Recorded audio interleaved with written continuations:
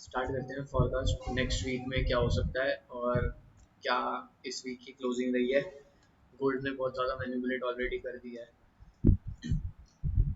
अब अगर आप गोल्ड को देखोगे मंथली टाइम फ्रेम के अकॉर्डिंग तो हमें पता है कि एक रेंज बाउंड ही दिख रहा है। स्मॉलर टाइम फ्रेम में हमें वो अच्छे से क्लैरिटी दिख जाएगी, बट मंथ में भी हमें यही लग रहा है कि एक रेंज में ही बाउंड है। ऑलमोस्ट हाफ वीक टेस्ट कर दिया इसने अपनी। अब हाफ वीक से या तो ऊपर जाएगा तो पूरी वीक फिल हो जाएगी। अगर हाफ वीक से रिजेक्ट होगा तो फिर नीचे आने के अच्छे खासे चांसेस हैं। ठीक है, मंथ में और कोई हमें इंपॉर्टेंट लेवल नहीं दिख रहा है इस टाइम। अगर आप लेवल की बात करो तो एक इंपॉर्टेंट लेवल ये है मंथ का। ठीक है, क्योंकि 2 बार मार्केट ने यहीं से रिजेक्शन लिया है, तो ये अभी लेवल काफी दूर है, इसे अभी मार्क करने का कोई फायदा नहीं है। तो हम सीधा वीकली टाइम फ्रेम पे आ जाते हैं। वीकली टाइम फ्रेम पे आओगे तो आपको दिखेगा कि यहाँ पे कितनी ज्यादा मैनिपुलेशन ऑलरेडी हो चुकी है। ये एक इस रेंज में ही बाउंड हो रखा है गोल्ड। और अब मैनिपुलेशन बताऊं तो मैनिपुलेशन को समझना कि मैं किस मैनिपुलेशन की बात कर रहा हूँ। जब ये कंसोलिडेशन हुई थी, ठीक है, तो यहाँ से मार्केट ब्रेक नहीं कर पा रही थी। हम बार बार कह रहे थे कि यहाँ से रिजेक्शन ले रही है। उसके बाद मार्केट ने इस कंसोलिडेशन को ब्रेक कर दिया। इसे ब्रेक करने के बाद रीटेस्ट भी कर दिया और क्लोजिंग इस सपोर्ट के ऊपर दी। तो यहां से हमें यह दिख रहा था कि पिक्चर क्लियर है, गोल्ड का अपमूव नेक्स्ट आ सकता है। बट ऑल ऑफ सडन क्या हुआ, एक बड़ा फॉल। यहाँ पे सब जिन्होंने बाय कर रखा था सब ट्रैप हो गए। हम भी सोच रहे थे कि बाय ही जाएगा यहाँ से, बट यहाँ से ट्रैप हो गए थे। जब हमने कभी फॉरकास्ट किया होगा इस वीक से पहले तो हमें यही लग रहा था कि यहाँ से बाइंग आ जाएगी। उसके बाद हमारा नेक्स्ट सपोर्ट ये था। ठीक है, नेक्स्ट सपोर्ट ये था जब मार्केट यहां से फॉल करी तो ये एक इंपल्सिव ब्रेकआउट दे दिया था। इंपल्सिव ब्रेकआउट दिया तो उसके बाद लो भी ब्रेक कर दिया। अब हमें क्या लगा कि ये जो सारा पार्ट था ऊपर का, ये सारा पार्ट लिक्विडिटी हो गई, फेक ब्रेकआउट हो गया और उसके बाद ये सारी लिक्विडिटी हो गई। मार्केट ने अब लो ब्रेक कर दिया, अब मार्केट का यहां आना तय है। ठीक है, हमें लग रहा था मार्केट 3215 तक इजीली आ जाएगी। फिर दोबारा से क्या हुआ, ये सारा पार्ट फेक ब्रेकआउट हो गया। अब यहां से तो सब सेलिंग ही सोच रहे थे, बट ये सारी मार्केट ने दोबारा से मैनिपुलेट करके दोबारा से ऊपर चली गई। अब मार्केट ने जो ये फॉल किया था ना, इसका 61% रिट्रेसमेंट लेवल है यहाँ पे, जहां से मार्केट बार बार रिजेक्ट हो रही है। बट अगर आप देखो कि लास्ट वीक जब मार्केट ने ये इतना बड़ा मूव दिया यहाँ से यहाँ तक का, तो वो कहाँ से दिया, ये हमने बात स्किप कर दी थी। हम ये भूल गए थे कि यहाँ पे भी तो हाफ वीक का लेवल टेस्ट हो सकता है। और एग्जैक्टली मार्केट ने हाफ वीक का लेवल टेस्ट किया और ऊपर चलेगी। अब देखे जाए तो हाई बना रही है ऊपर से, एक चैनल में चल रही है मार्केट। यहाँ से भी एक चैनल जा रहा है, ये यहाँ से भी अप ट्रेंड वाला चैनल है।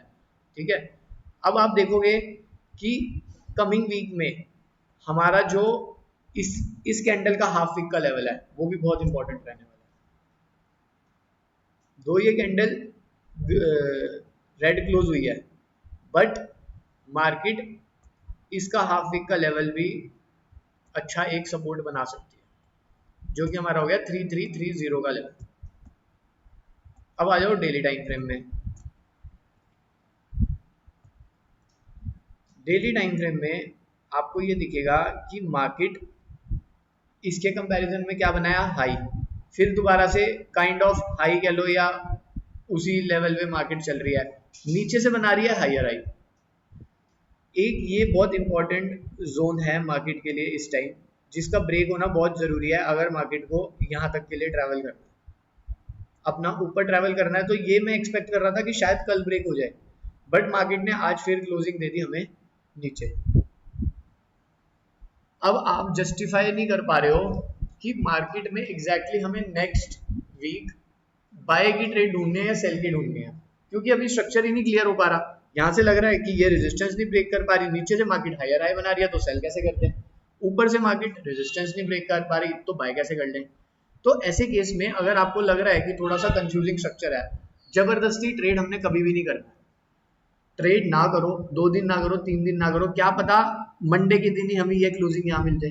तो हम क्या कहेंगे, मार्केट ने हायर हाई बना के एक अच्छा खासा ब्रेकआउट दे दिया और काइंड ऑफ ये रिवर्सल स्ट्रक्चर भी है, reversal structure with higher high, तो हमें दिखेगा एक ब्रेकआउट आ गया, तो ये अब हमारी नेकलाइन हो जाएगी। अगर इंपल्सिव ब्रेकआउट आया तो हम यहीं से कहीं से बाइंग देख सकते हैं, अदरवाइज नेक्स्ट डे रीटेस्ट पे हम बाइंग देख के या 4 आवर के रिट्रेसमेंट पे बाइंग देख के हमें एक अच्छा टारगेट, पहला तो यही होगा हमारा 3388 जो कि अनवांटेड कैंडल है ना और उसके बाद हम ये ऊपर तक के लेवल्स को एक्सपेक्ट कर सकते हैं। अब एक बार 4 आवर में भी देख लेते हैं कि क्या बन रहा है। 4 आवर में भी देखोगे तो सेम ही पिक्चर है, क्या पता, मुझे ऐसा लग रहा है कि market kind of reversal form कर ही रही है। यहाँ पे मार्केट नीचे आई यहाँ से, फिर लो बनाया, फिर ऊपर गई, फिर नीचे आई, दोबारा क्या बनाया, लो, ऊपर गई, अब इसके कंपैरिजन में क्या बनाया, हाई, फिर ऊपर गई, अब क्या बना रही है, अभी भी हाई ही बना रही है। तो क्या पता ये ऐसे करके ये ब्रेक हो जाए, ये रिटेस्ट हो जाए, ये स्ट्रक्चर, ये मूव हमें गोल्ड में देखने को मिल जाए कमिंग वीक में, हो सकता है। तो इस टाइम पे जब तक मार्केट अपना डेली का लो नहीं ब्रेक कर रही है, लो ब्रेक करके क्लोजिंग नहीं दे रही है, अभी तक क्लोजिंग नहीं दे पा रही मार्केट, तो या तो क्लोजिंग दे दे हमें, अदरवाइज हम यही एक्सपेक्ट करेंगे कि मार्केट यहाँ से बाय जा सकती है और बहुत सोच समझ के ही ट्रेड करेंगे अभी, ठीक है, कुछ भी हो सकता है, तो थोड़ा सा हमें वो रहना पड़ेगा, ध्यान रखना पड़ेगा कि बाय साइड, सेल साइड और ट्रेड्स क्या लेनी है। या तो एक बड़ा मूव आने दो, उसमें हमें फोमो होगा कि हमारा से बड़ा मूव मिस हो गया, बट वो मूव गोल्ड को आगे के लिए डायरेक्शन दे देगा, कोई न्यूज या कोई इवेंट कुछ ऐसा आने दो। अब जैसे एक ये भी बात चल रही है, जो ट्रम्प है वो बार बार जो फेड की स्पीच होती है उसमें क्या होता है, रेट कट्स होते हैं, जैसे आरबीआई के रेट कट्स होते हैं ऐसे ही रेट कट्स होते हैं।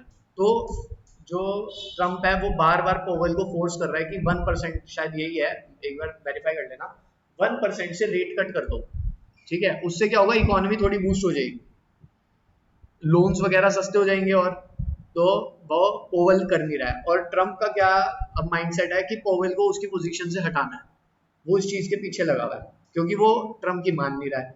तो अगर रेट कट होंगे तो वो इकोनॉमी के लिए बेटर होगा, गुड फॉर यूएस डॉलर होगा, शायद यही होगा, यूएस डॉलर के लिए गुड ही होता है वो, तो गोल्ड में फॉल आ जाएगा।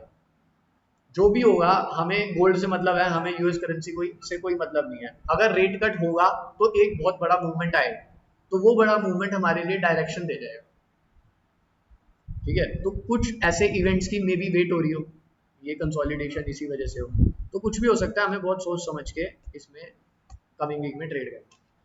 अब एक बार हम यूरो यूएसडी को देख लेते हैं। यूरो यूएसडी का सेटअप देखना बहुत ज्यादा सिंपल है, ऐसे सेटअप्स को ट्रेड करना काफी इजी होता है। अब जैसे यहाँ पे आप यूरो यूएसडी को देखोगे तो वो एक रिट्रेसमेंट ही कर रहा है, सिंपल हेल्दी रिट्रेसमेंट है। ये लेवल कैसे है, ये जहां से रिजेक्शन ले रहा है वो ये है, और यहीं पर ही हमारा फिब रिट्रेसमेंट का 61% रिट्रेसमेंट लेवल भी है।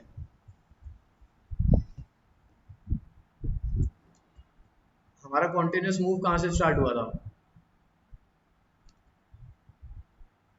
तो यही 61 का लेवल है, 61 के लेवल से ही बार बार सपोर्ट ले रहा है, यही एक इंपॉर्टेंट सपोर्ट है, ठीक है।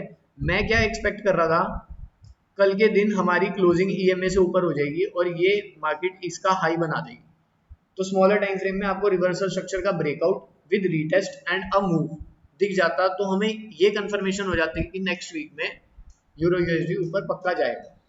जो हमने कल शाम को ट्रेड ली थी वो भी इसी बेसिस पे ली थी, बट अनफॉर्चुनेटली वो थोड़ा सा नीचे आ गया, अभी हमारा स्टॉप लॉस नहीं आया, बट जिसकी मैंने आपको कल आफ्टरनून में जब हमने फॉरकास्ट किया था बताया था कि रिवर्सल स्ट्रक्चर बन रहा है, 4 आवर की क्लोजिंग हो जाए, तो वो अभी मैं यही एक्सपेक्ट कर रहा था कि कल के डे की क्लोजिंग इस ईएमए के ऊपर हो जाएगी और इस रेजिस्टेंस लेवल के ऊपर हो जाएगी, तो शॉर्ट ट्रेड था कि यूरो यूएसडी अब यहाँ से एक मोमेंटम बुल का ले जाएगा, बट एक यहाँ पे डाइसी सिचुएशन डाल दी जो इसने कल की क्लोजिंग दी, इसीलिए मैं बोलता हूँ क्लोजिंग बहुत ज्यादा मैटर करती है, ठीक है।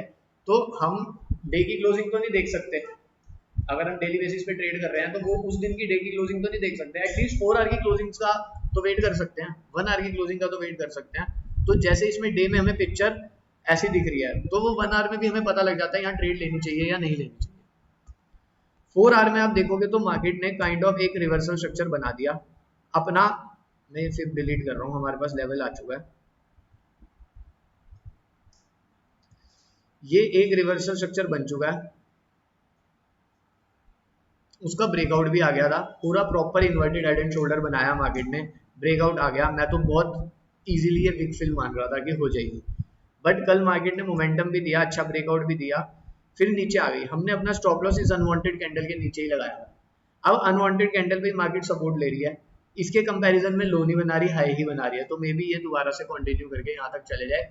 अब दिक्कत क्या आती है, वीकेंड होल्ड करने में हल्का सा गैप अप गैप डाउन भी हो गया तो हमारा स्टॉप लॉस हो जाएगा, स्टॉप लॉस के पास है, हाई स्प्रेड हुआ तो उस वजह से स्टॉप लॉस हो जाएगा। एकदम से ना जब मार्केट ओपन होती है स्प्रेड हाई होता है, तो वो स्प्रेड हाई होगा, स्टॉप लॉस लेके मार्केट हमारी तरफ चली जाएगी। विक नहीं आएगी आपको मार्केट में, वहां पे दिखेगा नहीं कि मार्केट हमारे स्टॉप लॉस तक आई हुई है, बट वो स्टॉप लॉस जरूर ट्रिगर हो जाएगा, क्योंकि स्प्रेड आ जाता है, जो गैप होता है ना 2-4 पिप्स का, वो हाई हो जाता है एकदम से जब मार्केट ओपन होती है। तो ये चीज मैंने एक्सपीरियंस की हुई है करेंसी पेयर्स में तो खासकर। देखते हैं अब क्या होता है, बट इसका बाय का ही सेटअप है, इस पॉइंट में हम सेल करने का यूरो यूएसडी को नहीं सोचेंगे, हम बाइंग ही ढूंढेंगे, क्योंकि विद द ट्रेंड बाइंग ही बन रही है। तो यूरो यूएसडी का सेटअप बहुत अच्छा है। क्लियर। बीटीसी हमने देखा था, बीटीसी का देख लेते हैं। बीटीसी सिंपल है, मंथ और वीक में देखोगे तो आप बीटीसी का स्ट्रक्चर कंप्लीटली बुलिश है। इस बुलिश ट्रेंड में सेल करना बहुत ज्यादा रिस्की हो जाता है, बट हमें सेल यहाँ पे दिख रहा है, बन सकता है। कैसे, यहाँ पे मार्केट कहीं ना कहीं रिवर्सल स्ट्रक्चर फॉर्म कर रहा होगा स्मॉलर टाइम फ्रेम में, आपको डे में ही दिख रहा है कि यहाँ से हाई की जगह लो बनाया, लो बनाया, अब मार्केट नेकलाइन के पास है अपनी। तो 4 आवर में देखोगे तो यहाँ से जब ये नेकलाइन ब्रेक हो गई तो यहाँ तक के आने के चांसेस हैं बीटीसी के। इंस्टेड सेलिंग ढूंढने के आप बाइंग की तरफ देखो कि आप कहाँ पे बेस्ट बाय कर सकते हो। मे बी ईएमए पे पार्शियल एंट्रीज, ईएमए ये इन लेवल से पार्शियल एंट्रीज बना के स्टॉप लॉस अपना नीचे लगा दो, तो एक अच्छा स्विंग सेटअप बन जाएगा बीटीसी विद द ट्रेंड, क्योंकि बीटीसी मोमेंटम बाय में ही है, तो बाय को बूस्ट मिल जाता है, आपकी बाय की ट्रेड की प्रोबेबिलिटीज बढ़ जाती हैं जब विद द ट्रेंड जाते हो। तो बीटीसी का भी स्ट्रक्चर बहुत क्लियर है, यहाँ पे अच्छा खासा बाय। और आप एक चीज देखोगे कि इसने ये ब्रेकआउट कैसे दिया, इसके कंपैरिजन में हाई बनाया। अगर इस ग्रीन कैंडल को सिर्फ इग्नोर कर दो, ये गैप डाउन ओपन हुआ था, इस वजह से वो हुआ, उसने मोमेंटम अपना कंटिन्यू करा, हाई हाई उसके बाद हाई उसके बाद हाई उसके बाद एक ब्रेकआउट। सेम चीज आपको गोल्ड में भी दिख रही है इस टाइम।